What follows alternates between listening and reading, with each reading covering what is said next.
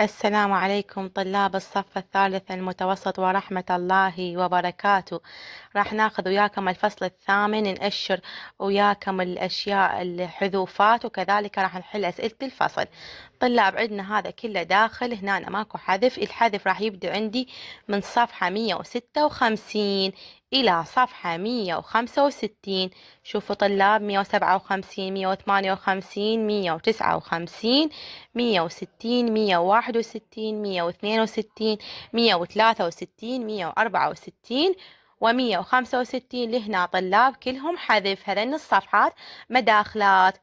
هاي طلاب الصفحات كلها اللي هن من صفحة 156 إلى صفحة 165 كلهن حذف طلاب. هسه طلاب راح نجي نحل وياكم أسئلة الفصل. أسئلة الفصل الثامن راح تكون عندنا السؤال الأول: اختر العبارة الصحيحة لكل مما يأتي. أولا، من مصادر الطاقة غير المتجددة هي طاقة أليف طاقة المد والجزر، باء طاقة الرياح، سي طاقة الفحم الحجري، ودي طاقة الهيدروجين. الجواب راح يكون عندي سي. هذا طلاب السؤال داخل. السؤال الثاني: أي الأمثلة الآتية هو من مصادر الطاقة المتجددة؟ أي الغاز الطبيعي، باء بي النفط، سي طاقة الشمس الخلايا الشمسية، ودي الطاقة النووية. الجواب راح يكون عندي سي، هو طاقة الخلايا الشمسية. طلاب النقطة الثالثة نحذفها تاريخ حسب تكيف المناهج، ما داخل طلاب نحذفها. وكذلك عندنا النقطة الرابعة أيضا تارك طلاب نحذفها. هسه نجي نحل النقطة الخامسة: المولدات الطافية تستعمل في البحر لغرض توليد. أي طاقة الهيدروجين، باء طاقة المد والجزر، سي طاقة الرياح، دي الطاقة الشمسية. الجواب راح يكون عندي بي طاقة المد والجزر. عندنا النقطة السادسة أيضا داخله، تقول الوقود المستعمل في المفاعلات النووية هو: أي الكادميوم، بي الراديوم، سي الثوريوم، دي اليورانيوم. الجواب راح يكون عندي دي، هو اليورانيوم. سابعا، الطاقة المتولدة من حركة أو سقوط المياه تدعى: أي الطاقة الحيوية، بي الطاقة المائية، سي الطاقة الشمسية، دي الطاقة النووية. الجواب راح يكون عندي بي الطاقة المائية. طلاب النقطة الثامنة عندنا حذف ما داخله نحذفها من يمنه، ما داخله بتكيف المناهج طلاب. وكذلك أيضا عندنا هسه نجي إلى النقطة التاسعة أيضا طلاب نحذف النقطة التاسعة نحذفها. شوفوا طلاب حذفناها، اللي كاتبة علي علامة إكس معناتها حذف. والنقطة العاشرة طلاب أيضا حذف. والنقطة 11 طلاب أيضا حذف. أما السؤال الثاني فهو حذف طلاب أيضا نحذفه. هاي طلاب نحذف السؤال الثاني، وكذلك السؤال الثالث نحذفه مداخل. هسه نجي للسؤال الرابع والخامس داخلات.